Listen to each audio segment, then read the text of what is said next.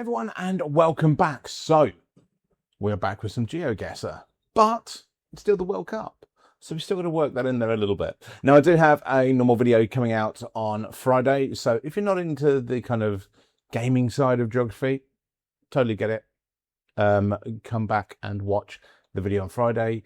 That's much more about my travel, how to travel, things like that. Normal video on Friday, or go back into the back catalogue. There's plenty there for my travels all over the world, different ways I've done it, different places I've been, how to do it, all that kind of stuff.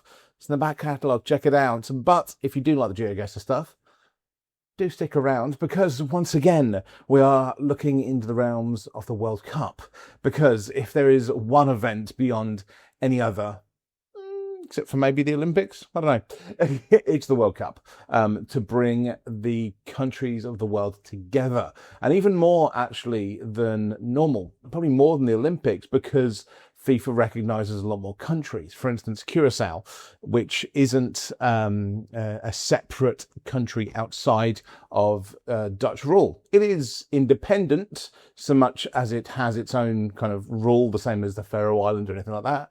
But technically, it is still under Dutch rule. So there are a lot of things that the World Cup brings together and recognises more than a lot of other states and a lot of other organisations do, which I think is absolutely amazing. And you really do get to see the better side, I think, of so many nations from around the world. Scotland have certainly had their impact on the US, as many people have seen as well. And of course, Japan do the same. Every single one of the World Cup events that they are at, they are always showing their best side, which is amazing. So how about we get into, once again, some World Cup GeoGuessr, but we're not doing the same map. No, that was too easy. That was far too easy, because it was, hey, here's our capital. No. We don't want that. We want something a little bit more difficult. So this time, we're going to be doing one where there is no automatic, here's the capital for each country. Something a little bit harder. So let's get into it and see. Okay, so here we go. Countries are in the World Cup this year. Not many plays, but here's the important thing. Anywhere in the countries, this can be anywhere in the country that it's in, which is important.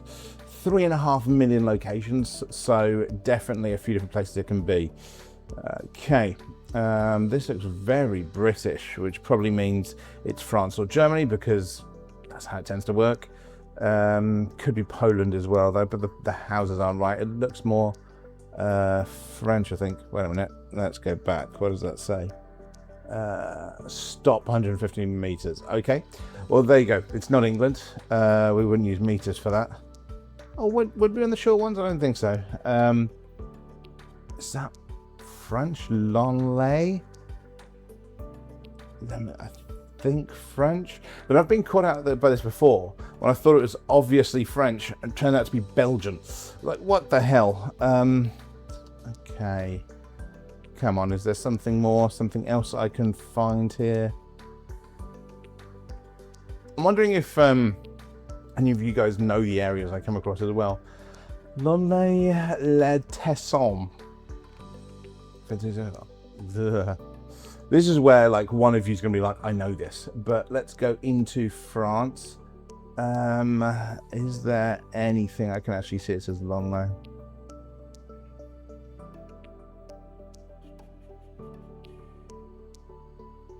Can't see it. It's probably not the biggest place. It's like a little village or something.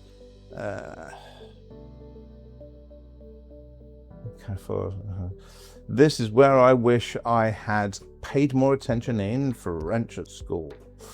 I did French exchange and everything as well. Shout out to Arnaud, who I stayed with, and his family. Problem being that Arnaud's mother, let's just go there. Complete wrong side of France. Okay. Arnaud's mother was an English teacher, which didn't help. Didn't help my French at all. Anyway. Salzburg. Oh, okay, we're in Austria. Well, this is a lot easier. This is a lot easier. There's Salzburg. So, that'll do. Yeah. Look at that. Close as anything. That was a lot easier. Okay. So Japan. No. No. That's South Korea. It is South Korea. Those circles on it are very much South Korean. And it's not a great one. But this is a no move, it seems. So, are we in Seoul? Or are we in Daegu? It's been Daegu a few times. Daegu or Seoul? You know what? Let's go Seoul. Yes! 4950, we'll take that. We'll take that. Okay. This is looking South American. I always get mixed up with the Portuguese and the Spanish. Salvito. See, Sal makes me think Brazil, because Sao Paulo, things like that. That, though, that's more common in Argentina, right? This is the problem, because I'm also thinking of the countries that are in the World Cup. So, Colombia, Brazil, Argentina. This isn't Colombia. This doesn't look like Colombia, but that one's made me think of Argentina. This isn't Mexico either. I mean, I said South America. Obviously, Mexico is North America, but this, you know, similar languages. I don't know. I just don't want to muck it up, because the difference in score when you're in South America is crazy, because it's such a big country. Is it the 4th largest in the world, I think, Brazil? Okay, come on. And if it's Argentina, and I go somewhere there, it's going to be a big one. Some big countries in South America.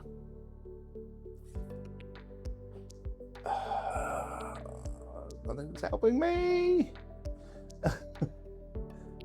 Oh, I know there's going to be people that speak some Spanish and people that speak some Portuguese out there, and either way you're going to be going, dude, it's clearly this because it's Spanish or because it's Portuguese or whatever. But wait a minute, it's Brazil.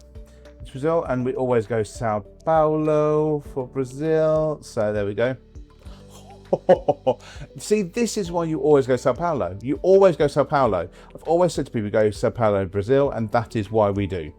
Okay. Can we get a better view on that? Is that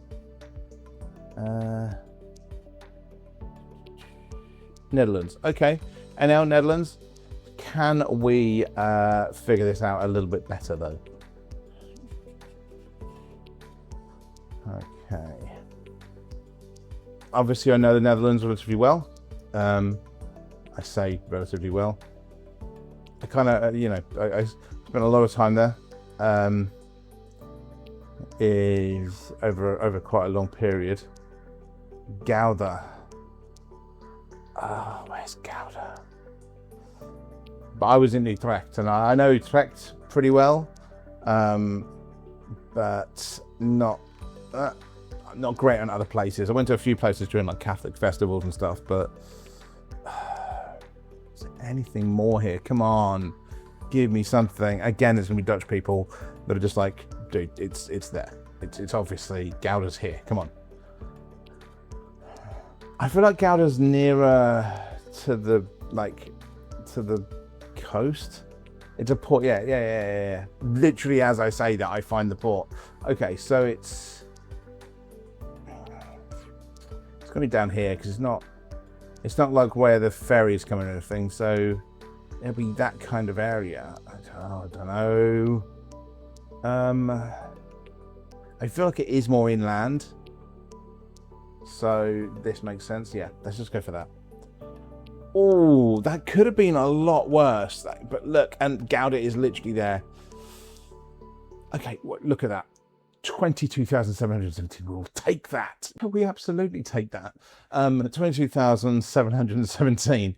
It's not a bad score at all, especially given I didn't know where I was in each of those places. Like, it wasn't necessarily meant to be the capital, although of course in South Korea it was the capital of Seoul, but it wasn't for the rest of them. Sao Paulo is the one that helped me there, because if that had been anywhere else in Brazil, that score would not be the same because, again, Brazil is such a big country.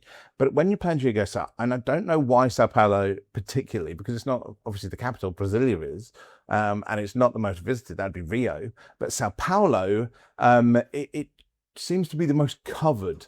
So that's why I always go Sao Paulo. You'll see me in other matches where if I see Brazil, I tend to go Sao Paulo, which really annoys a lot of other players because like, how did you know it's Sao Paulo? Like, this is where I pretty much the only place I guess. Not always, but like 95% I guess Sao Paulo. Unless the dirt is very, very dark red because it tends to be a little bit further up the country. But Salzburg was a giveaway. The only one I really messed up there was France. I don't know why. I just wanted to go a bit more into the country. I was feeling that. A lot of the time, I've had that on things recently, but it's actually nearer to the coast, nearer to Paris. Surprisingly, don't know France that well. I know it okay. Like I said, I've got I've got I've spent a bit of time in France, and obviously I did go over there for French foreign exchange. And as I say, stayed with Arnaud and his family, but that was more years ago than I'd like to admit. So not quite as good. Dutch one I should have been a little bit better on. I kept just thinking about, oh, where's Gouda? But I kind of knew it was a port, or near a port anyway. I kind of knew there was something around it. I knew it was near water, but not as near water, not as on the water as it actually was. Yeah, should have thought more about that, but there we go. But yeah, not too bad at all. Obviously the challenge with ones like this is if you've been to a lot of countries, it actually makes you a little bit worse, I feel, at GeoGuessr. That's actually said by a few GS players as well. It can make you worse because you start looking for things that aren't game metas. Like, for instance, which has just changed, Ghana, when you look at the map, when you look at the GeoGuessr thing, it's always had on the car. So when you look down, when you're playing GeoGuessr, the car that's taking the pictures, you could see the top of the car and there was black tape on the car bar at the top. So that would always give away as Ghana. Now, of course, if you travel to these places, you don't look for the bit of tape. You just look for the country. What looks familiar? Does it look familiar to somebody else, somewhere else you've been? That's what you're looking for. But of course, players don't. They see that, right, it's Ghana. So it can be a bit different. But I hope you're enjoying this anyway if you're a traveller, and I hope you're enjoying it if you're a GeoGuessr player. I will stop yapping now, but I hope you've enjoyed that. Come back and see me on Friday, where we have a more normal video, away from the gaming, more into the travel, of course, what this whole channel is for. And I'll see you then. Thanks, everyone.